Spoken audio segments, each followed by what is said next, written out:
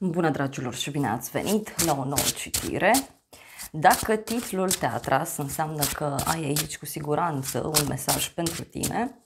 Îți mulțumesc pentru că mă urmărești, îți mulțumesc pentru că mi-ești alături. Dacă vrei și tu astfel de citire, te invit oricând, cu drag, doar pe aplicația de tarot și astrologie Cristina Surpa, disponibilă atât pe iPhone cât și pe Android. Hai să vedem așadar ce trebuie tu să știi pentru următoarele 24 de ore din momentul în care tu vezi această citire. Hai să vedem așadar. Ok, a început citirea. Bun, se pare că ești într-o perioadă în care ești foarte hotărât sau foarte hotărâtă pe tot ceea ce tu vrei să faci.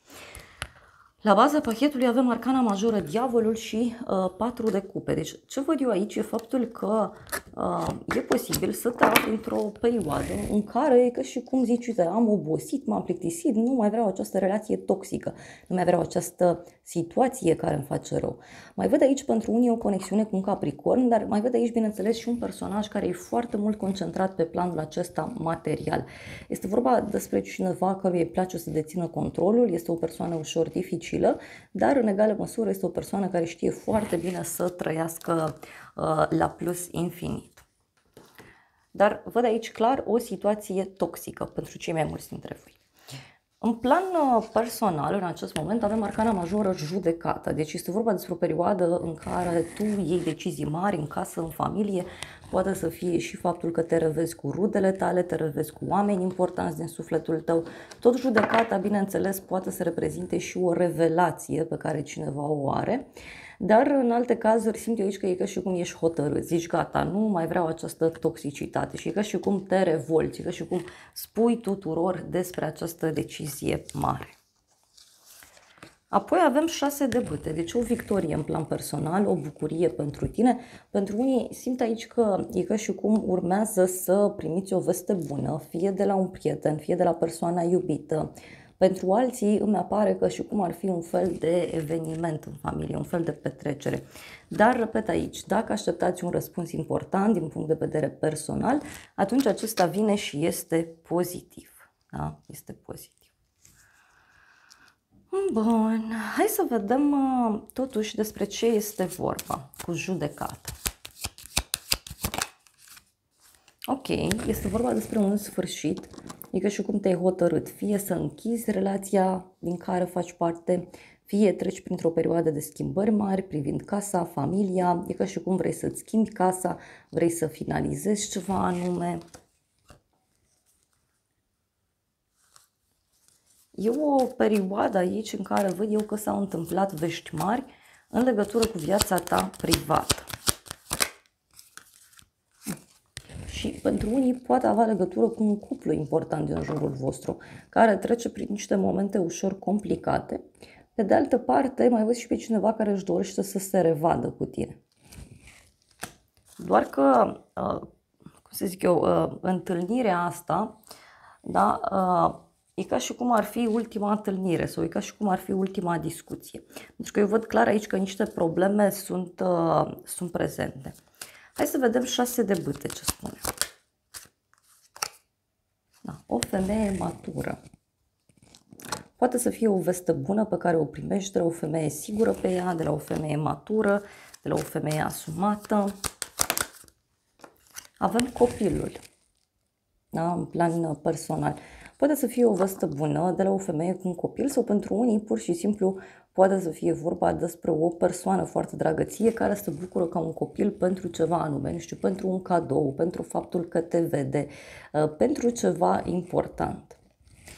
Poate să fie cineva care îți vine în vizită sau cineva care te privește de undeva. Mai vreau un mesaj. Și avem camera. Deci aici poate să fie vorba despre o veste bună în legătură cu ideea de casă, de amenajare. Pentru alții, în schimb, uite, pentru bărbați, vedeți că aveți șanse să cunoașteți pe cineva, posibil într-un loc mai retras sau într-un loc mai mic. Da? E ca și cum ar fi un supermarket foarte mic, un restaurant foarte mic, un bar mic. Mai vreau un mesaj, da. Aici este clar că tu se pare că aștepți o veste, deci tu aștepți aici un răspuns și atunci acesta vine și este important, vine și este pozitiv. În continuare avem cavalerul de monede, deci cineva aici care vine către tine cu un pachet, cu un colet, poate să fie vorba despre o persoană care își dorește să-ți ofere ceva, își dorește să se apropie mai mult de tine. Mai văd de asemenea și energia cuiva care vine cu o propunere serioasă, dar pentru unii simt aici că e o perioadă în care vă mișcați încet și sigur pe partea aceasta profesională. Și apoi avem Regina de Spade. Interesant, o legătură cu o zodie de aer, Gemeni, Balanță, Vărsător. Pentru tine aici, din punct de vedere profesional, poate să fie, uite, că primești o veste importantă. Este o veste importantă legată de acte sau o veste de la o instituție de stat. Mai văd, bineînțeles, și faptul că lucrurile încep să se clarifice mult mai bine din punct de vedere profesional. E ca și cum reușești să te organizezi mai bine, reușești să acționezi într-un mod mai benefic ție. E clar că ceva aici începe să prindă contur în viața ta. Asta e clar. Hai să vedem.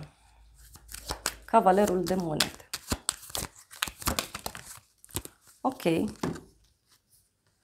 Și avem melancolia și banii. Deci e o persoană aici supărată în legătură cu banii.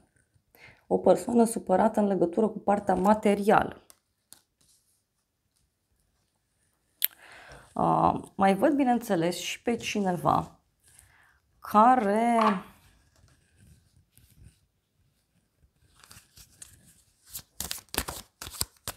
se îngrijorează în legătură cu o bancă, în legătură cu ceva ce a reușit să acumuleze.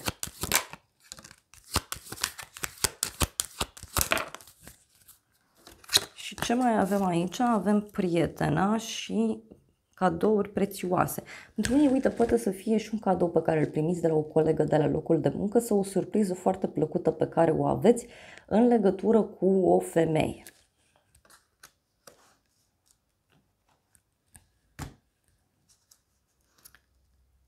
Ce mai văd aici pe cineva căruia îi place foarte mult să se aranjeze. Și uite, avem aici Constanță, Păunul și Dragostea. Deci, poate pentru unii dintre voi e ca și cum aveți o pasiune și în legătură cu pasiunea asta pur și simplu primiți o veste aici extraordinar de bună. E ca și cum creșteți, înfloriți dintr-un anumit punct de vedere. Ce mai văd eu este că în unele cazuri posibil să apară și dragostea pe la locul de muncă. Hai să vedem surpriza. Wow! Surpriza e 3 de cupe, asul de cupe. Surpriza are legătură cu o persoană nouă pe care o poți cunoaște la o mică petrecere, la o mică întâlnire, fie o mică petrecere între prieteni, fie este vorba despre o zi de naștere sau poate pentru unii surpriza are legătură cu faptul că reușiți aici să aveți parte de o victorie. Sau o mică petrecere, o mică reuniune.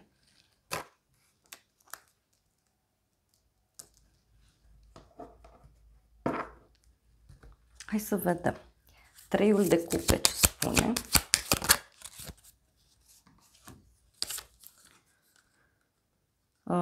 Avem inamica.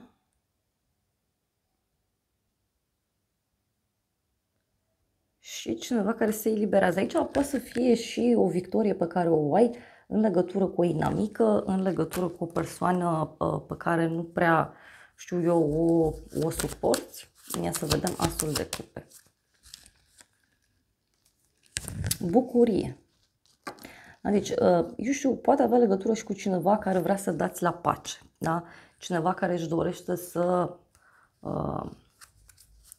vă împăcați, poate. Avem o femeie tânără. Surpriza poate avea legătură cu cineva care vrea pace. E ca și cum cineva zice, gata, am trecut supărarea, hai să dăm la pace, hai să fie totul ca înainte. Poate pentru alții surpriza să aibă legătură cu faptul că a mai apărut sau mai apare o persoană nouă în această situație, în această poveste. Pentru cei mai mulți dintre voi, să știți că e ceva legat de o persoană falsă. Este vorba despre o persoană care, nu știu, parcă a fost la o petrecere și a cunoscut pe cineva.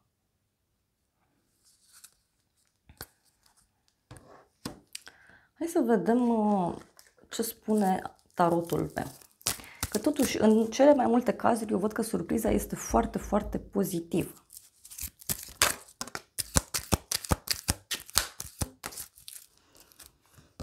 Avem o pagubă, o pierdere, e ca un fel de ceartă aici, da? E o ceartă care se lasă cu o pierdere, doar că din toată povestea asta tu ești lăudat, ești onorat. Deci, surpriza are legătură cu o situație conflictuală din care tu ești bine. Mai vreau un mesaj.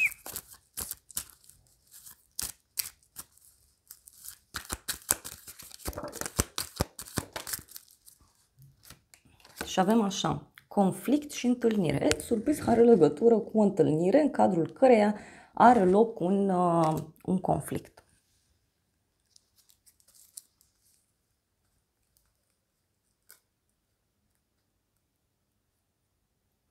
E ca și cum unei persoane viclene, da, îi se închid drumurile. Dar e un eveniment de destin aici care se petrece. Mai vreau un mesaj.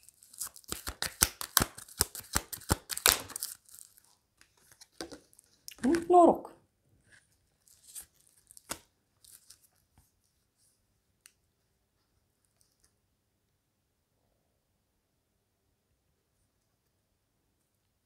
Dar poate să fie, uite, și că afli poate despre faptul că a apărut cineva nou în viața partenerului sau în viața cuiva din jurul tău. Mai vreau un mesaj. O femeie în vârstă. Deci asta e surpriza. Surpriza, uite, poate să vină de la o femeie mai matură.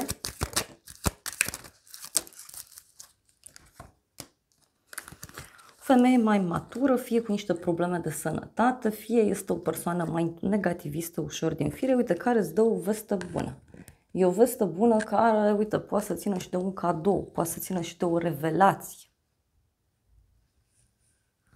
Să vedem ce spune acest oracol, da? Deci, surpriza, totuși, v-am zis, pentru unii, e ca și cum are legătură, poate chiar cu niște lucruri pe care cineva ți le declară.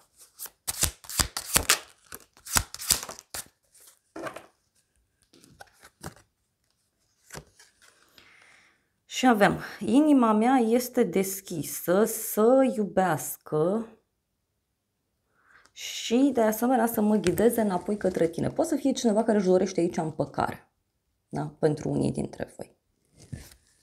Apoi avem 3 mesaje telepatice. Încerc să ies din această conexiune. Niciodată nu am experimentat ceva de genul acesta înainte. Deci e ceva aici foarte intens ce poate să sperie o anumită persoană din jurul tău. Chiar acest om. Da? E cineva care parcă vrea să se întoarcă, cineva care nu poate să renunțe. Și apoi avem mesaje de încredere. Îmi ascult sinele meu superior acum, o putere mai mare mă ghidează.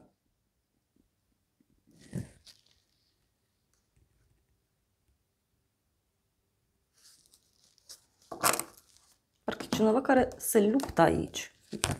Cineva se luptă. Cineva se simte izolat. Cineva se simte dat la o parte. Hai să vedem ce zic îngerii ăștia romantici, că totuși au ieșit multe cupe, da? Mai ales pe partea asta cu surpriza. E clar ceva legat de sufletul tău, că e vorba de o prietenie de suflet, că e vorba de o poveste de iubire, depinde de fiecare. Și avem așa, păstrează-ți mintea deschisă.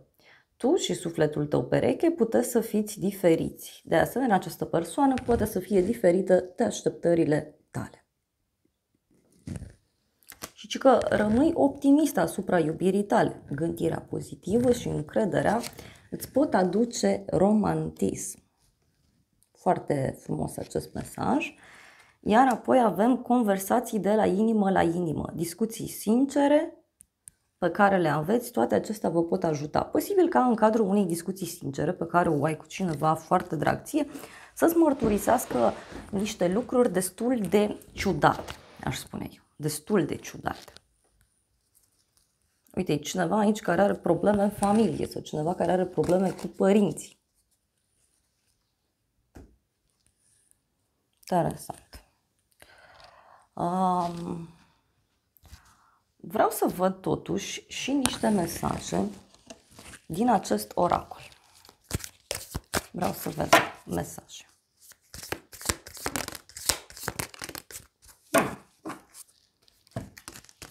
A ieșit așa, în primul rând avem scutul, e nevoie să te aperi. Deci știi, se recomandă să te aperi într-o situație anume sau cel puțin să stai cu ochii în patru. Avem cocoșul, da? O persoană arogantă.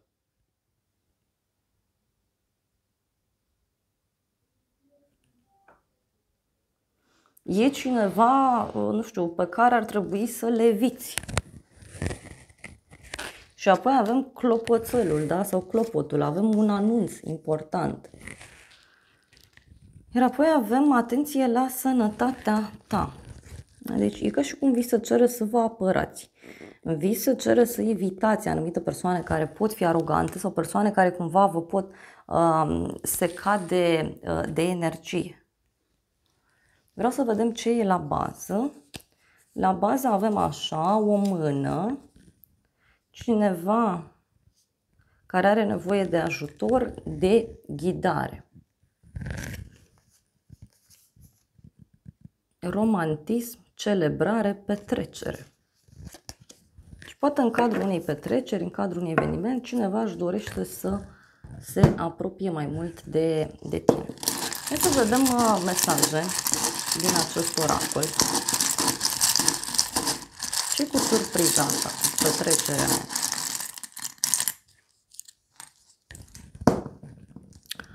Wow, avem așa, inițiala Q cu mesajul surpriză, cunoaștere de sine trecut. Deci surpriza aceasta cred eu că are legătură cu ceva important ce s-a întâmplat în trecut. Apoi avem culoarea albastru cu mesajul conversație. Iar apoi avem ziua de luni cu mesajul noroc mare. Lecție Saturn, zodia Capricorn, zodia Vărsător. Deci o discuție care e foarte norocoasă pentru tine sau o discuție care apare din senin și din care tu poți să înveți foarte multe lucruri. Și avem așa, ești lăudat, onorat, luna august, cifra 8, zodia Leu, zodia Fecioară. Interesant. Deci e o situație din care și tu ești bine din poveste, adică ești lăudat, ești onorat. Doar că, repet, aici e posibil doar să asiști la anumite evenimente, nu neapărat să fii tu implicat în mod direct. Pentru unii v-am zis, eu așa simt, că e ca și cum vreți să faceți pace într-o situație și chiar vă ies lucrurile.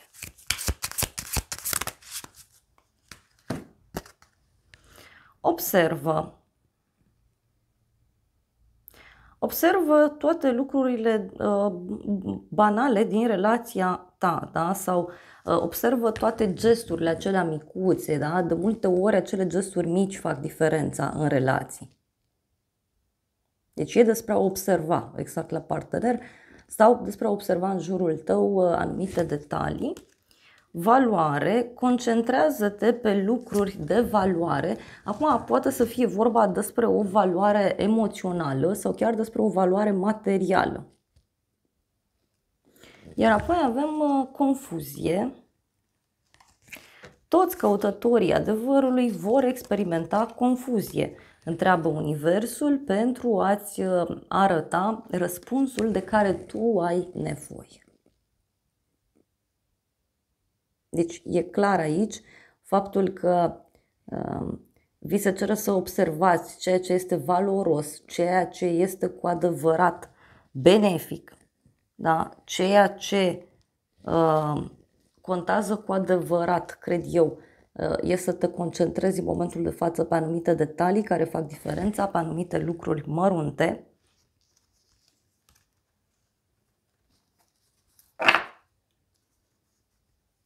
și avem o barieră. Găsește locuri, da? Sau găsește căi în jurul obstacolelor pentru a găsi fericirea. Interesant. Voi lua un ultim mesaj din acest oracol, dar este clar aici că surpriza cred eu că are legătură cu o reușită pe care tu o ai. Da? E ceva, nu știu, care presupune să dai la pace cu o persoană. Poate chiar reușești, cine știe, să îmblânzești o persoană mai puternică, așa din fire. Avem, sper că ești bine fără mine, te visez în fiecare noapte. Aș vrea să te pot scoate din mintea mea. Deci, poate să fie aici și o răbufnire a unei persoane care se gândește foarte, foarte intens la acest aspect și nu-i prima dată când se gândește la asta. Nu-i prima dată când reacționează într-un astfel de mod. Uite, nu te pot uita. Da. Cineva care zice că nu te poate uita. Ai intrat la sufletul cuiva.